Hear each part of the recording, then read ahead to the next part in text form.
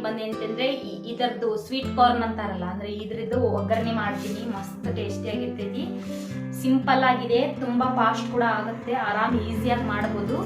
ಯಾವ ಥರ ಮಾಡೋದಂತ ನಾನು ನಿಮಗೆ ತಿಳಿಸ್ಕೊಡ್ಲಿಕ್ಕೆ ಬಂದಿದ್ದೀನಿ. ಇದು ನೀವು ಸಂಡೇ ಕೂಡ ತಿನ್ಬೋದು, ಸಂಡೇ ಸ್ಪೆಷಲ್ ಆಗಿರುತ್ತೆ. ಬಿಸಿ ಬಿಸಿಯಾಗಿ ಸ್ಪೈಸಿಯಾಗಿ ತಿಂತಾ ಇದ್ರೆ ಮಸ್ತ್ ಟೇಸ್ಟಿ ಇರುತ್ತೆ. ತುಂಬ ಈಸಿ ಇದೆ, ಒಂದ್ಸಲ ನಾನು ಮಾಡ್ತೀನಿ, ಟ್ರೈ ಮಾಡಿ ತಿನ್ನಿ. ಹಾಗೆ ಅದಕ್ಕಿಂತ ಮುಂಚೆ ನನ್ನ ಚಾನಲ್ಗೆ ಸಬ್ಸ್ಕ್ರೈಬ್ ಮಾಡಿ, ಲೈಕ್ ಮಾಡಿ, ಶೇರ್ ಮಾಡಿ ಮತ್ತು ಕಮೆಂಟ್ ಮಾಡಿ. ಬನ್ನಿ ಇವಾಗ ಸ್ಟಾರ್ಟ್ ಮಾಡೋಣ ಗೊಂಜಾಳದ ರೆಸಿಪಿನ.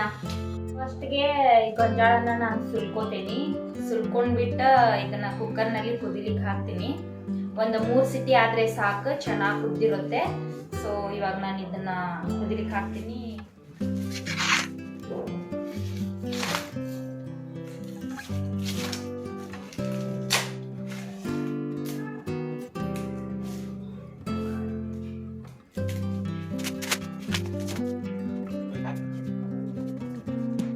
ಫಸ್ಟ್ಗೆ ನಾವಿಲ್ಲಿ ಗೊಂಜಾಳನ ಸುಲ್ಕೊಂಡಾಗಿದೆ.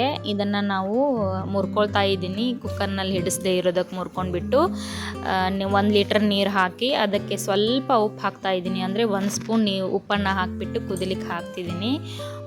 ಈಗ ಕುದ್ದೈತಿ. ಇದನ್ನು ನೀರು ಬಸ್ಕೊಂಡ್ಬಿಟ್ಟು ಇದೆಲ್ಲ ಈ ಕಾಳುಗಳನ್ನೆಲ್ಲ ನಾನು ಚಾಕುದಿಂದ ತೆಗಿತೀನಿ. ಕೈಲೇನೂ ತೆಗಿಬೋದು, ಬಟ್ ಟೈಮ್ ಜಾಸ್ತಿ ಆಕೈತೆ ಅಂತ ಹೇಳಿ ನಾನು ಚಾಕುಲೆ ಕಟ್ ಮಾಡ್ತಾ ಇದ್ದೀನಿ. ಚಾಕುಲೆ ಕಟ್ ಮಾಡೋದು ಹೆಂಗಂತ ತೋರಿಸ್ತಾ ಇದ್ದೀನಿ ನೋಡ್ರಿ. ಇಲ್ಲಿ ಈ ಥರ ಕಟ್ ಮಾಡ್ಕೊಳ್ಬೇಕು. ಕುದ್ದಿರೋ ಗೊಂಜಾಳ ಸ್ವಲ್ಪ ಆರಿದ ಮೇಲೆ ಈ ಥರ ಕಟ್ ಮಾಡ್ಕೊಳ್ಳಿ. ಈ ಕಟ್ ಮಾಡ್ಕೋದ್ರಿಂದ ಭಾಳ ಫಾಸ್ಟ್ ಆಕೈತ್ರಿ. ಹೀಗಾಗಿ ಸೊ ಅರ್ಜೆಂಟ್ಲಿ ಮಾಡ್ಕೊಳ್ಳೋದಾದ್ರೆ ಈ ಥರ ಮೆಥಡ್ನ ಯೂಸ್ ಮಾಡ್ಬೇಕು. ಸೊ ಅದೇ ಥರ ನಾನು ಎಲ್ಲತೇನೇನು ಈ ಥರ ಎಲ್ಲ ಕಾಳುಗಳನ್ನೆಲ್ಲ ತಕ್ಕೊಳ್ತಾ ಇದ್ದೀನಿ.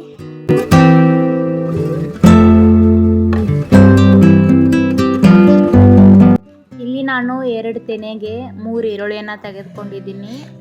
ಅದ್ರ ಸೆಪ್ಪೆ ಎಲ್ಲ ಸುಲ್ಕೊಂಡ್ಬಿಟ್ಟು ಚಿಕ್ಕದಾಗಿ ಕಟ್ ಮಾಡ್ಕೊಳ್ಬೇಕು. ನಿಮ್ಮ ಕೈಲೇ ಎಷ್ಟಾಗುತ್ತೋ ಅಷ್ಟು ಚಿಕ್ಕದಾಗಿ ಕಟ್ ಮಾಡ್ಕೊಳ್ಳಿ. ಚಿಕ್ಕದಾಗಿ ಕಟ್ ಮಾಡಿಕೊಂಡ್ರೆ ತಿನ್ನುವಾಗ ಕೂಡ ಹೆವಿ ಟೇಸ್ಟ್ ಬರುತ್ತೆ.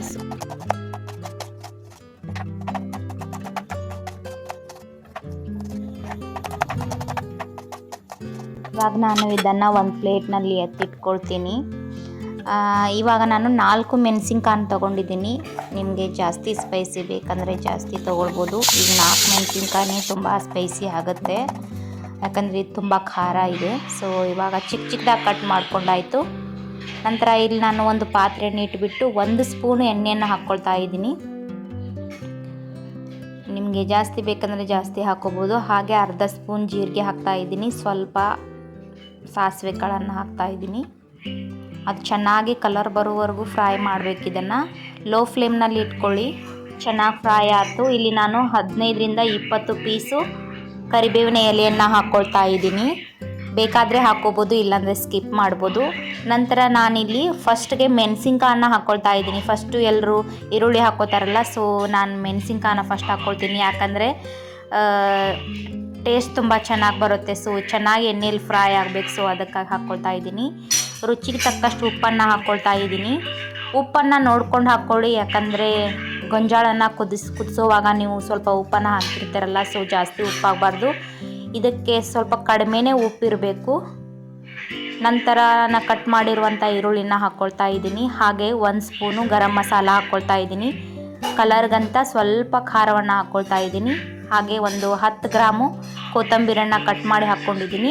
1 ಸ್ಪೂನು ಅರಿಶಿಣದ ಪುಡಿಯನ್ನು ಹಾಕ್ಕೊಳ್ತಾ ಇದ್ದೀನಿ. ಹಾಕ್ಕೊಂಡು ಮೀಡಿಯಮ್ ಫ್ಲೇಮ್ನಲ್ಲಿಟ್ಟು ಚೆನ್ನಾಗಿ ಇದು ಕಲರ್ ಬರೋವರೆಗೂ ಫ್ರೈ ಮಾಡ್ಕೊಳ್ಳಿ. 1ರಿಂದ 1.5 ನಿಮಿಷ ಇದನ್ನು ಚೆನ್ನಾಗಿ ಫ್ರೈ ಮಾಡ್ಕೊಳ್ಬೇಕಾಗತ್ತೆ. ಚೆನ್ನಾಗಿ ಫ್ರೈ ಮಾಡ್ಕೊಂಡಿದ್ದಾಯಿತು. ಇವಾಗ ಗೊಂಜಾಳ ಕಾಳನ್ನು ನಾನು ಹಾಕ್ಕೊಳ್ತಾ ಇದ್ದೀನಿ. ನೋಡಿಲಿ ಯಾವ ಥರ ನಾನು ಫ್ರೈ ಮಾಡ್ಕೊಂಡಿದ್ದೀನಿ ಅಂತ. ತುಂಬ ಚೆನ್ನಾಗಿ ಫ್ರೈ ಆಗಿರಬೇಕು.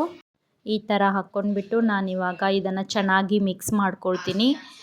ಸ್ವಲ್ಪ ಸ್ವೀಟ್ನಲ್ಲಿ ಬೇಕಂತಂದರೆ ನೀವು ಸ್ವೀಟ್ ಕಾರ್ನ್ ಅಲ್ವಾ, ಸೊ ಸ್ವೀಟಾಗಿ ಬೇಕಂತಂದರೆ ನೀವು ಸ್ವಲ್ಪ ಸಕ್ಕರೆನ ಹಾಕ್ಕೊಂಡು ಮಿಕ್ಸ್ ಮಾಡ್ಕೊಳ್ಬೋದು. ನನಗೆ ಸ್ವೀಟ್ ಲೈಕ್ ಆಗಲ್ಲ, ಸೊ ನಾನು ಅದಕ್ಕಾಗಿ ಹಾಕ್ಕೊಂಡಿಲ್ಲ.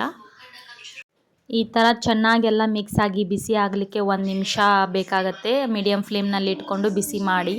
ಬಿಸಿ ಆದ ನಂತರ ಮುಚ್ಚಳ ಮುಚ್ಚಿಬಿಟ್ಟು ಲೋ ಫ್ಲೇಮ್ನಲ್ಲಿಟ್ಟು 1ರಿಂದ 1.5 ನಿಮಿಷ ನೀವು ಇದನ್ನು ಚೆನ್ನಾಗಿ ಬೇಯಲಿಕ್ಕೆ ಬಿಡಿ.